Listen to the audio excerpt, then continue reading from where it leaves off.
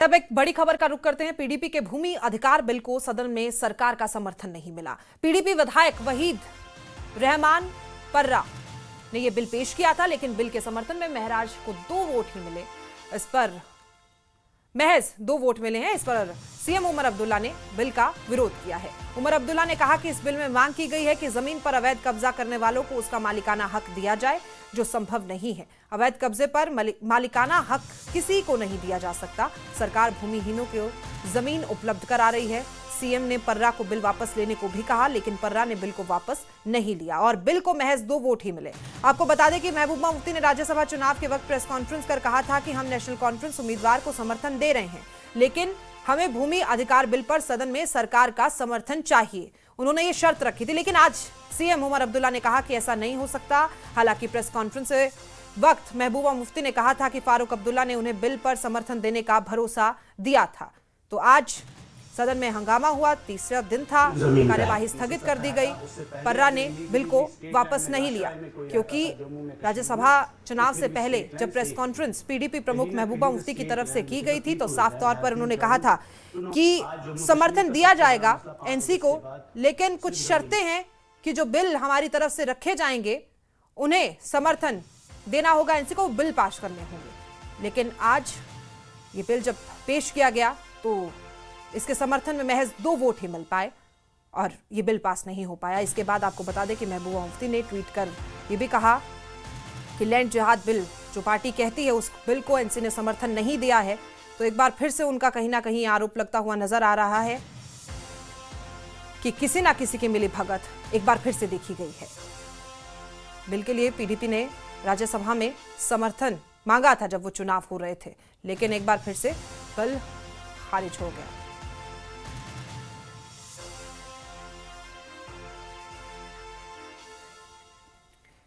मुदस्सिर कादरी हमारे सहयोगी इस खबर पर ज्यादा जानकारी के साथ हमारे साथ मौजूद हैं। मुदस्सिर, ये जो हंगामा हुआ है और समर्थन हमने देखा था कि जिस तरीके से प्रेस कॉन्फ्रेंस कर कहा गया था कि समर्थन दे दीजिएगा, वोट दे देंगे, लेकिन अब उसके बाद ट्वीट भी कर रहे हैं कि पहले भी उन्होंने कहा था कि एनसी और बीजेपी तो मिली हुई है। तो आप क्या कहेंगे, क्या कुछ आज सिनेरियो हुआ था विधानसभा में, उसके बाद क्या चर्चा की गई, कैसे कार्यवाही स्थगित हुई, पूरी जानकारी हमारे दर्शकों को दे दीजिए एक बार।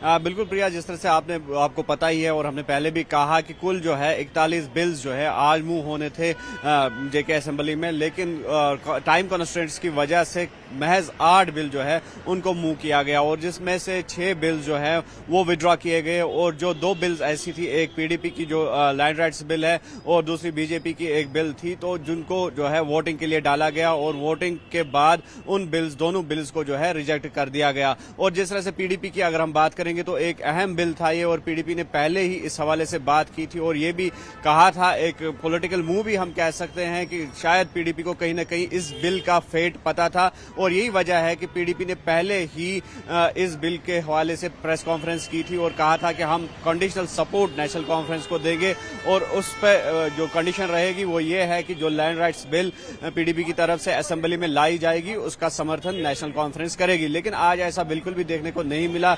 जो ही वहीद रहमान पर्रा ने ये बिल जो है मूव किया तो उसके बाद जो सीएम है उन्होंने अपने जो है एतराजात इस बिल पर जताए और कहा कि जो ये लैंड राइटर्स बिल है ये कहीं ना कहीं जो यहाँ के लैंड ग्रैबर्स है या जो इलीगल ऑक्यूपेंट्स है, जो स्टेट लैंड है, गाछराई है या बाकी जो गवर्नमेंट लैंड है, तो उसको उन लैंड ग्रैबर्स को फायदा पहुंचाने की एक कोशिश है और इसको किसी भी तरीके से सरकार मंजूरी नहीं दे सकती है। और उन्होंने ये निवेदन किया था पीडीपी एमएलए वहीद रहमान पर्रा को कि ये बिल जो है इसको विड्रॉ किया जाए, लेकिन जिसके जवाब में जो पीडीपी के एमएलए हैं उन्होंने इसका इनकार किया और कहा कि मैं ये बिल वापस नहीं लूंगा और जिसके बाद स्पीकर ने इस बिल को वोटिंग के लिए डाला। और गौरतलब बात यह है कि इस बिल को महज जो है 2 वोट्स आए और जिसके बाद इस बिल को जो है पूरी तरह से रिजेक्ट कर दिया गया। और इसके बाद जिस तरह से अब सियासी बयानबाजियां जो है वो देखने को मिल रही है और पीडीपी ने इल्जाम लगाया है कि नेशनल कॉन्फ्रेंस ने इस बिल को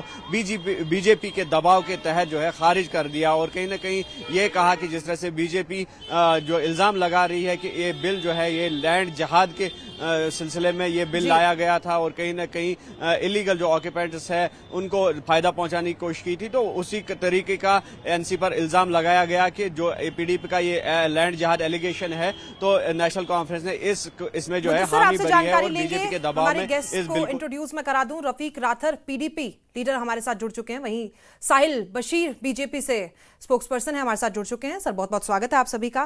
पहला सवाल मैं लेना चाहूंगी रफीक राथर जी से।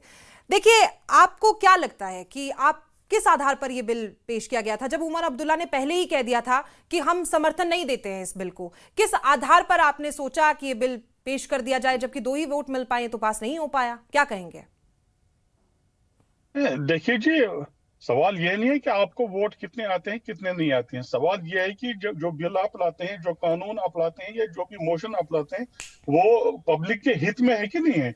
हमें ये देखना चाहिए। आपको मालूम होना चाहिए कि यहाँ पर जो गरीब लोग रहते हैं, जो जिनके पास 2-2, 3 मरलों पर जिनका मकान बना है, किसी की दुकान बनी है, किसी की छोटी झोपड़ी बनी है, तो उनको आसाइश देने के लिए ये बिल पेश की गई थी महबूबा जी के कहने पर। और मकसद ये था कि जो गरीब लोग किसी जगह किसी कुठार में रह रहे हैं, किसी मामूली दुकान की रहने की दुकान है उसके पास, या 2 कमरे बने हैं, तो उनको राहत मिले अगर वो रेगुलराइज हो जाए ये लैंड।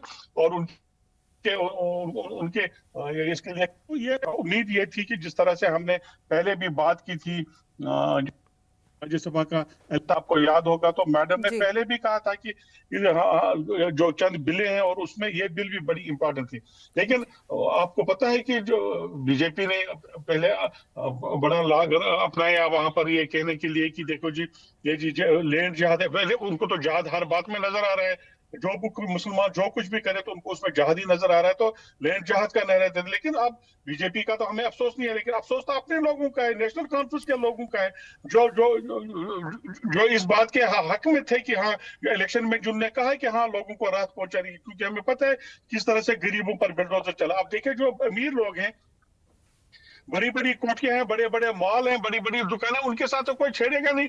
लेकिन छोटे छोटे दुकानदार जिनके नहीं, तो सर उमर अब्दुल्ला साहब ने कहा है कि जो गरीब लोग हैं हैं उनको जमीन दे दी जाएगी, लेकिन इस तरीके से अगर कोई भी बाहर से आकर बैठता है उनको जमीन तो नहीं बांट सकते हैं ना। हम राष्ट्र विरोधी चीजें तो नहीं कर सकते हैं। देखिए, नहीं, उमर साहब की बात, उमर साहब आपको पता है कि कल तक जो ये बोल रहे थे कि अगर स्मार्ट मीटर लगेंगे तो मैं जेल में फेंकूंगा, आज कह रहे हैं कि स्मार्ट मीटर लगाओ तब आपको बिजली मिलेगी। तो उमर अब्दुल्ला साहब को आप ज्यादा सीरियस ना ले लें। Although he is a chief minister and I have all honour and respect for him. लेकिन मामला यह है कि आप लोगों के साथ क्या वादे करते हैं इलेक्शन से पहले और इलेक्शन के बाद आपका रवैया क्या होता है, इस पर बड़ा अफसोस है। और सिर्फ 2 वोट मिलेंगे में जो बाकी लोग वहां पर जो बड़े चिल्लाते रहते हैं कि गरीब लोगों को जो जगह मिलनी चाहिए, गरीब लोग बसने चाहिए, गरीब लोगों को आसाइश हो, आज उन्होंने भी अपने चेहरा दिखाया। तो जो जाहिर सी बात है, पीपल्स डेमोक्रेटिक पार्टी के जो लोग थे वही इस बिल के साथ है, और people's democratic party is committed. हमारी जमात कमिटेड है कि हर सूरत में इन गरीबों को राहत मिलनी चाहिए, और ये बिल किसी भी सूरत में पास तो नहीं होगा। सर एक छोटे से सवाल का मेरा जवाब दे दीजिए, ये इसके बाद हम साहिल बशीर साहब के पास चलते हैं। क्या आप सरकार में होते तो ये बिल अगर एनसी कहती कि आप पास करा दीजिए तो आपकी तरफ से करा दिया जाता? मैंने आपसे पहले भी कहा, सवाल ये नहीं है कि बिल कौन लाता है और कौन तो नहीं पॉलिटिकल गेन हो गया ना सर, पॉलिटिकल गेन लेने के लिए कर रहे हैं फिर तो आप ऐसा। देखिए, बदकिस्मती है अगर आपके कोई इसको पॉलिटिकल गेम समझता है।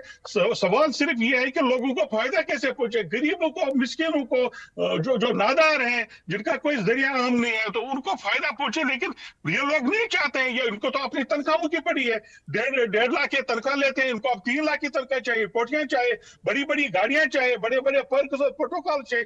तो गरीब आवाम के लिए अगर कोई सोचता है, वो पीपल्स डेमोक्रेटिक पार्टी है।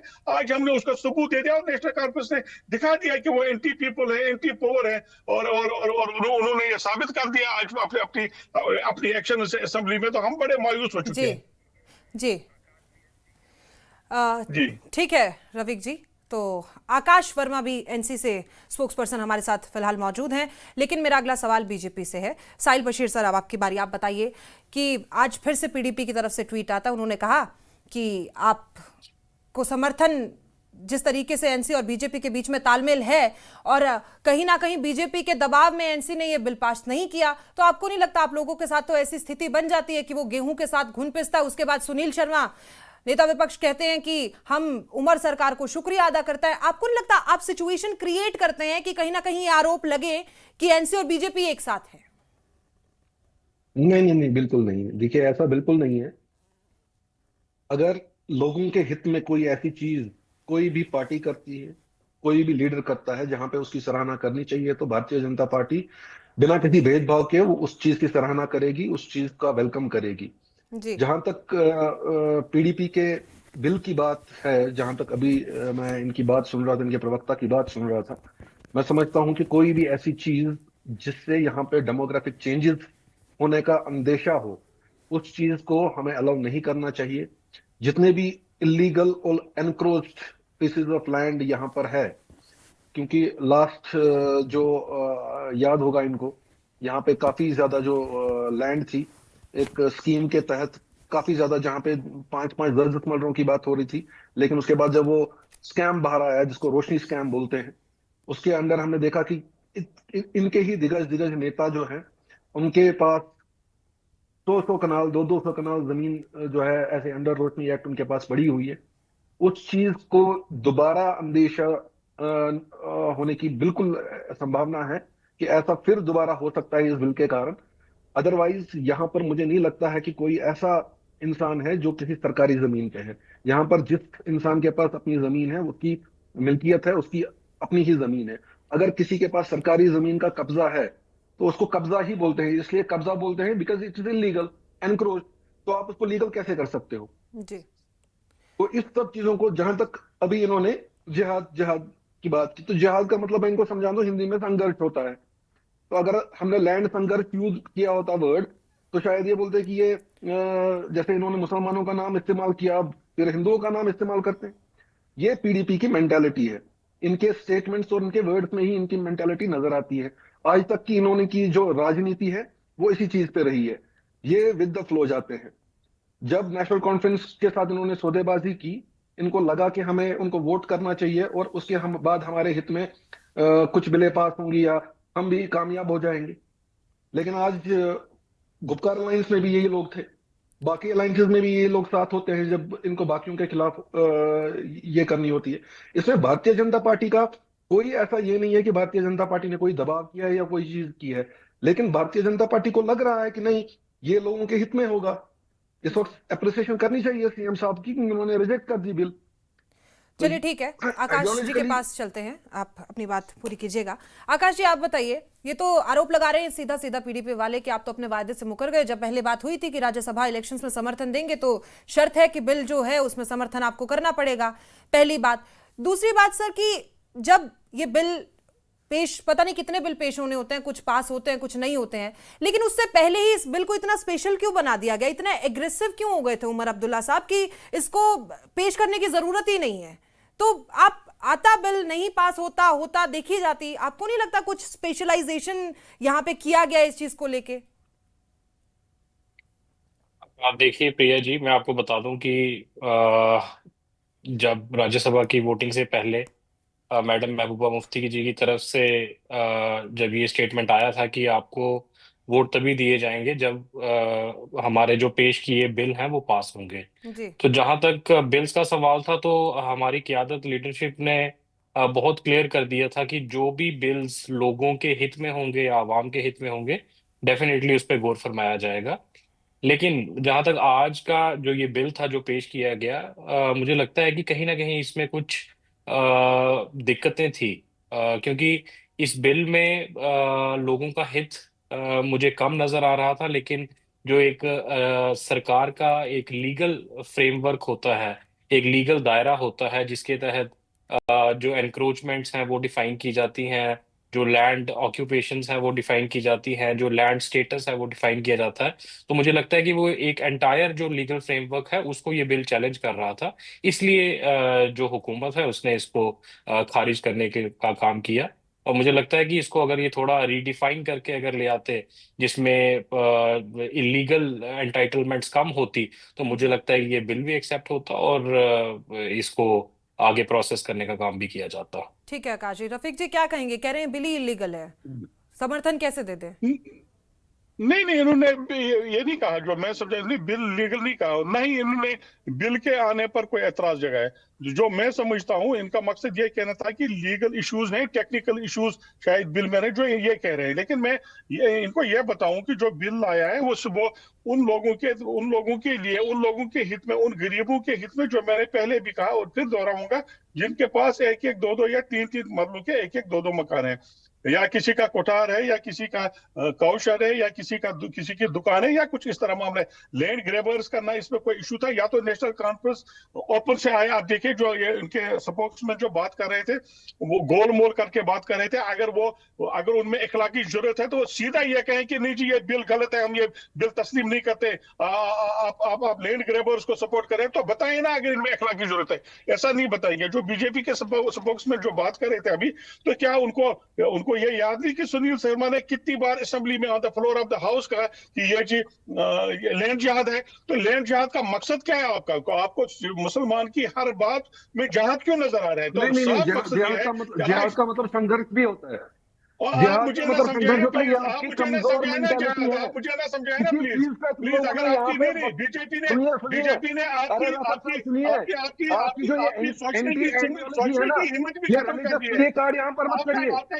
रिलीजन के नाम पे प्ले कार्ड, विक्टिम कार्ड मत खेलिए मुसलमानों के नाम पे। वो तो आपने ठेकेदार असेंबली नहीं हो में तुम कर दिया, मुसलमानों के, वो तो असेंबली में ठेकेदार आपको नहीं हो ध्यान मुसलमानों के, दिया, ताकि हो तुम यहाँ के मुसलमानों के, यहाँ के समझ जमीन नहीं से, आ यहाँ रही की है। अवाम चलिए के एक एक करके बात कीजिए साहिल जी, बात पूरी करने दीजिए।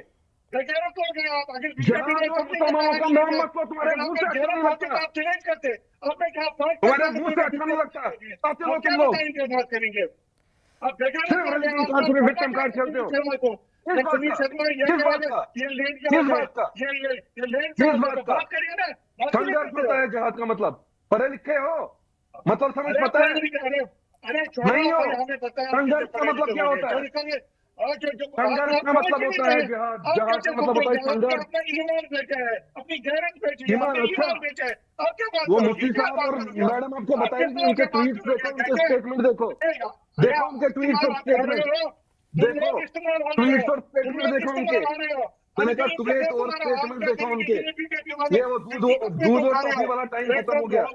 लोग भूले नहीं है, लोग भूले नहीं है। आपको आईना दिखाया लोगों ने, आईना दिखाया, आईना दिखाया लोगों ने आपको, आईना दिखाया, आईना दिखाया चलिए रफीक साहिल रासद जी साहब रुकिए, लोगों ने आपको, रुकिए रफीक जी रुकिए। आईना दिखाया इलेक्शन आकाश जी में। आप बताइए, आप क्या कहेंगे? तो हिंदू मुसलमान की पॉलिटिक्स हो गई है लैंड जिहाद पर ही। रुकिए साहिल जी, रफीक जी रुकिए। बिल आप लोगों ने देखिए इस पास पे नहीं किया, ये तो आरोप ही कुछ और लगने लगे हैं। नहीं, आई डोंट थिंक कि ऐसा कुछ है। इसमें हिंदू मुसलमान का कोई सवाल नहीं है। इस्तेमाल किया। इनके पास कोई और, इनके पास प्रिया जी कोई और कहने के लिए कुछ नहीं है। इनके पास यही कार्ड होता है, यही विक्टिम कार्ड खेलेंगे, क्योंकि इनको पता है लोगों ने इनको दुकारा है। तुम लोग तो लोगों का राज देना ही नहीं चाहते हो। पीडीपी की तुम्हारी पी औकात यहाँ के कितनी है लोगों को बीजेपी का, पसंद ये नहीं भी है। हमें पता है। तुम लोग पीडीपी की औकात अब लोगों ने उनको चलिए ऐसे इलेक्शन में शब्द दिखाया। इस्तेमाल मत कीजिए साहिल बशीर जी, ऐसे शब्द इस्तेमाल मत कीजिए। नेशनल चैनल पे आप बैठे हैं। बिल्कुल, लेकिन मैंने कोई आपत्तिजनक शब्द यूज नहीं नहीं, किया। ये औकात मैंने शब्द इनको इस्तेमाल मत कीजिए सर। एक इनको नॉर्मल सी दिखा बात दिया ना करने के लोगों लिए ने, हम बैठे हैं। इनकी क्या वैल्यू है यहाँ पे इलेक्शन में, इनको लोगों ने दिखाया। ये हमेशा विक्टिम कार्ड खेलते हैं। चलिए इन्होंने तो कहा था ना कि हम लेकिन समर्थन चाहते हैं, दिया नहीं दिया बात अलग थी। आप रिलीजन को बीच में क्यों ला रहे हो? बिल का और रिलीजन का क्या काम है? बिल का रिलीजन का क्या काम है? क्या रिलीजन का, बिल का और रिलीजन का क्या काम है? बिल का और रिलीजन का क्या काम है? रफीक रासद साहब क्या काम है? इस बिल का रिलीजन के साथ क्या काम है? क्यों जोड़ रहे हो इसको मुसलमान जिहाद और हिंदू के साथ? क्यों जोड़ रहे हो नाम? क्या मकसद है? क्या मकसद है आप लोगों का? क्या मकसद है? क्या करना चाहते हो? क्या करना चाहते हो? अच्छा, अच्छा, अच्छा, वो दूध और रफीक जी टॉफी आपको भूल नहीं गए? लगता कि ये मुद्दा थोड़ा घूम रहा है? क्योंकि यहाँ आप लोगों की तरफ से अक्सर आरोप लगाए जाते हैं कि बीजेपी और एनसी एक है, तो आप भिड़ भी दूध और बीजेपी टॉफी से भूल रहे गए हैं। रास्ता दिखाया लोगों ने, रास्ता दिखाया लोगों ने, रास्ता। चलिए अब इन सब चीज का जवाब हम, रास्ता दिखाया रुकिए ना साहिल जी, रुकिए ना। आकाश जी को क्यों बच के निकलने का मौका दे रहे हैं? उनसे पूछिए ना, उनसे जवाब लीजिए ना रफीक जी। वो क्या बात करेंगे जी, वो बीजेपी के साथ मिले लोग हैं। तो बीजेपी के साथ मिले तो गलती आप उनसे पूछिए ना, पूछिए तो सही, स्पष्ट तो कीजिए। आकाश जी देखिए, हमेशा आप लोगों के ऊपर आरोप लगता है कि आप बीजेपी के साथ मिले हैं। देखिए, पीडीपी की अगर मैं बात रुकिए करूं रुकिए तो रफीक सर, रुकिए बोलने दीजिए आकाश जी को, रुकिए सर प्लीज रुकिए। हाँ जी बताइए। पीडीपी जो आरोप प्रति आरोप लगाती है, मैं आपको बताऊं कि पीडीपी की जो पॉलिटिक्स है वो मेयर एक मतलब it has turned into ashes the day the leader miss Mehbooba Mufti या late Mufti Mohammad Sayeed when they joined hands with the Bharatiya Janata Party, it was the day when they were their entire politics was crashed and it turned into ashes. तो आज जो ये आरोप लगा रहे हैं, BJP in 2002, what was BJP? What was Murudala doing in 2000? He was not cabinet minister. I'll answer it. I'll answer it. किसको सुना रहे जिस हो दिन आप? आपने भारतीय जनता पार्टी के साथ हाथ मिलाया था रफीक नाथर साहब, पीडीपी का असली चेहरा उसी दिन जम्मू कश्मीर के लोगों ने देख लिया था। और आज उसी चीज का नतीजा जो है वो आप लोग भुगत रहे हैं कि आज आप लोग एक 25 एमएलए की पार्टी से महज 3 एमएलए पे आके रुके हैं। तो मुझे लगता है कि आने वाले समय में पीडीपी का वजूद भी खत्म हो जाएगा। देखिए, सुनिए रफीक नाथर साहब, सुनिए, हर एक बिल की, हर एक बात की एक लीगल सैंक्टिटी होती है। अगर आप गौर फरमाएं तो 2019 में जम्मू कश्मीर रियासत को यूनियन टेरिटरी में तब्दील किया गया। यहाँ पर बड़े पैमाने पे चेंजेस आए और यहाँ का जो टोटल लीगल फ्रेमवर्क था उसको चेंज किया। जो यहाँ पे लैंड रेगुलेशंस और लैंड लॉज थे उनको चेंज किया गया।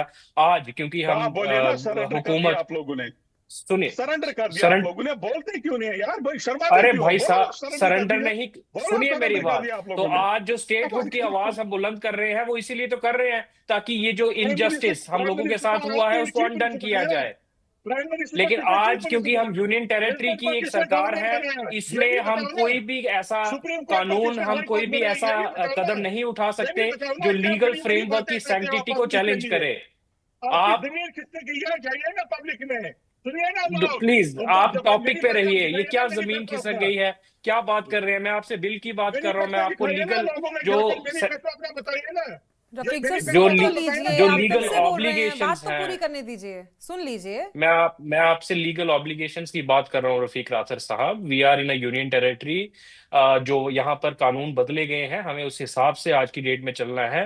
क्योंकि हम इसको, मैं ये नहीं कह रहा कि आज जो हो रहा है वो सब सही हो रहा है, बट इसको हमें अनडन करने के लिए अपनी एक आवाज उठानी पड़ेगी जो हम उठा रहे हैं। और उसके नतायज बना रखें और दूसरा कहिए कि आप लोगों ने सरेंडर किया, पीपल्स डेमोक्रेटिक पार्टी सरेंडर करने वालों में से नहीं है। देखिए, सरेंडर करना होता तो आज भारतीय जनता पार्टी पिछले 1 साल से जिस तरीके से नेशनल कॉन्फ्रेंस की गवर्नमेंट को ना चलने देने का काम किया जा रहा है, जिस तरीके से भारतीय जनता पार्टी की तरफ से ये आ रहा है कि हमारे साथ मिलकर सरकार बनाइए, तो हम लोग आपकी तरह नहीं है। सरेंडर आपने किया था 2014 में नेशनल कॉन्फ्रेंस और कांग्रेस की तरफ से, जब एक नेशनल कॉन्फ्रेंस और कांग्रेस की तरफ से। आकाश जी रुकिए, सरेंडर होने का आरोप लगा रहे हैं। साहिल जी क्या कह रहे हैं? देखिए प्रिया जी, मैं आपको please let me first complete, let me complete. ठीक है रफीक नाथर साहब कह रहे हैं कि आपने सरेंडर किया। मैं इनको 2014 का वाकया याद दिलाना चाहता हूं, जब इनकी सरकार टॉपल की गई, जब बीजेपी ने समर्थन हटाया, तब एक अनकंडीशनल सपोर्ट नेशनल कॉन्फ्रेंस और कांग्रेस ने इनको दी। लेकिन उसके बाद भी ये लोग जो थे, इन्होंने भारतीय जनता पार्टी के साथ जाने का काम किया, तो सरेंडर इन्होंने किया था। ये अपना इतिहास भूल जाते हैं। उस वक्त समय हमारा समाप्त हो रहा है सर। एक छोटा सा क्वेश्चन ले लेते हैं साहिल सर से इस बात पे। आप ही लोग कहते थे कि क्या आप दूध लेने गए थे, क्या आप टॉफी लेने गए थे। तो सरेंडर वाली पॉलिटिक्स आपकी है, हमारी नहीं। रफीक सर रुकिए, आप शुरू सबसे पहला सवाल आपसे पूछा था सर, आखिर भी आप करेंगे क्या? साहिल जी से जवाब लेने दीजिए। साहिल जी क्या कहेंगे? आप तो हमेशा बीजेपी पे तो शुरू से आरोप लग रहे हैं कि मिले हुए हैं, अब पता नहीं अंदर खाने क्या बात है। एक लाइन में संक्षिप्तता में ये जवाब दीजिएगा, उसके बाद हमारा समय समाप्ति की ओर है। रिया जी, भारतीय जनता पार्टी भारत की नहीं दुनिया की सबसे बड़ी पार्टी है जी। इतनी स्टेट्स में हमारी सरकारें हैं, एक जम्मू कश्मीर में ना होने से कोई फर्क नहीं पड़ता। नेशनल कॉन्फ्रेंस को हमारी जरूरत है, हमको नेशनल कॉन्फ्रेंस की जरूरत नहीं है, ना कभी थी और ना कभी पड़ेगी। आज राज्यसभा के 4 वोट, ये मैं आपको यकीन दहाने से बोलता हूं, आपकी वसादत से अपने लोगों तक भी ये बात पहुंचाना चाहता हूं। जो इनका कार्य रहा है, रिपोर्ट कार्ड रहा है इस 1 साल में, ये 440 कब बनेंगे इनको भी पता नहीं चलेगा। और ये वक्त बहुत जल्दी आने वाला है। जी। जो स्टेटमेंट्स, जो इंटरनल कॉन्फ्लिक्ट इनके एमपीज, इनके एमएलए इनके खिलाफ हो रहे हैं, जमीन खिसकती जा रही है इनके इससे, इसलिए उमर अब्दुल्ला साहब मजबूर हो रहे हैं ये स्टेटमेंट देने के लिए कि वो रिजाइन करेंगे। चलिए, बहुत बहुत शुक्रिया दरअसल उनको साहिल सर। resignation तो नहीं देना है, समय उनको पता इतना है ही कि था मुझे हमारे पास। ज्वाइन आकाश सर, करेंगे। रफीक सर, सब लोग, आप लोगों का बहुत बहुत शुक्रिया हमारे साथ जुड़ने के लिए। तो देखिए, बिल पर पूरी चर्चा थी और उसके बाद में बिल पेश नहीं हुआ। हमने आपको दिखाया किस तरीके से किस पक्ष का क्या कहना है और आगे क्या कुछ होने वाला, आरोप प्रत्यारोप का दौर जारी रहता है। लेकिन हमारे पास समय